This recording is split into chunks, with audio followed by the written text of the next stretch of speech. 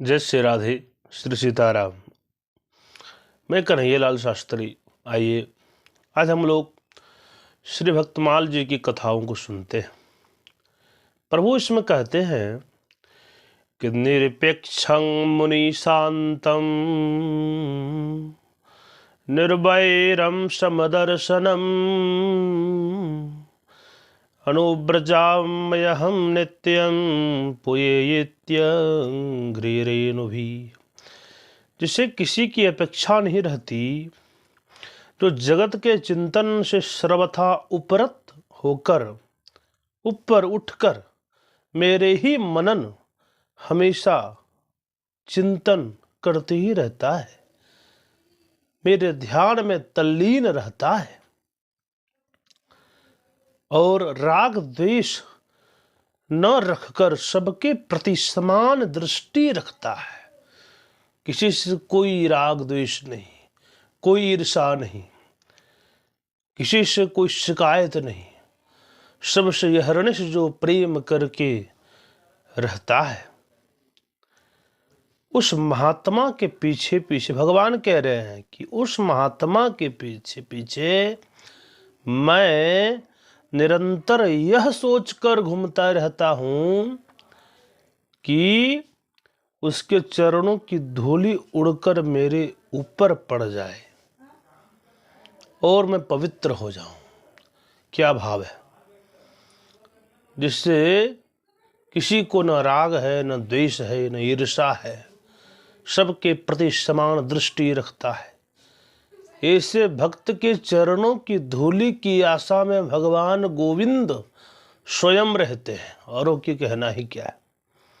जगत के पिता तो ऐसे ही श्रेष्ठ भक्त कहलाते हैं।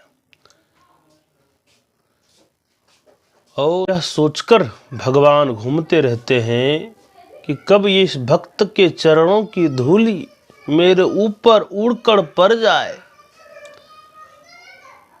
इस भावना से भगवान घूमते रहते हैं। धन्य है ऐसे भक्त। और भगवान कहते हैं वाग्गद गदा द्रवते जस्य चित्तम रुदत्य भिक्षणम हसति क्वचिच्च विलज्ज उद्गायति नृत्यति च मद्भक्ति युक्तो भुवनम पुनाति।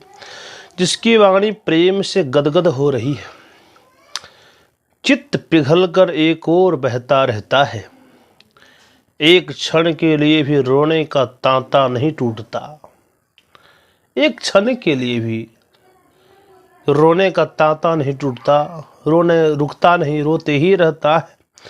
परंतु जो कभी कभी खिलखिलाकर हंसने भी लगता है, कहीं लाज छोड़कर ऊंचे स्वर से गाने भी लगता है, तो कहीं नाचने लगता है। भैया उद्धव, मेरा यह भक्त न केवल अपने को बल्कि सारे संसार को पवित्र कर देता है।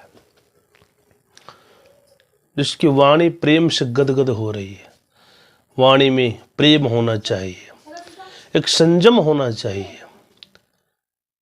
जिस वाणी से किसी को कष्ट न पहुंचे और चित्त पिघलकर एक और प्रभु की ओर बहाना चाहिए। श्रद्धामृत कथायां में सस्वन्मद अनुकीर्तनम परिनिष्ठा च पूजायाम स्तुति भी स्तवनम मम। जो मेरी भक्ति प्राप्त करना चाहता है ना, वह मेरी अमृतमयी कथा में श्रद्धा रखे और निरंतर मेरे गुण लीला और नामों का संकीर्तन करे, श्रवण करे। संसार की बातों को नहीं, भगवान की कथाओं को, भगवान की लीलाओं को, भगवान के परम पवित्र नामों को श्रवण करें, चिंतन करें, मनन करें, तो उसी को भगवान कीर्तन बोले। मेरी पूजा में अत्यंत निष्ठा रखें, विकार रहित निष्ठा रखें, विश्वास सहित निष्ठा रखें।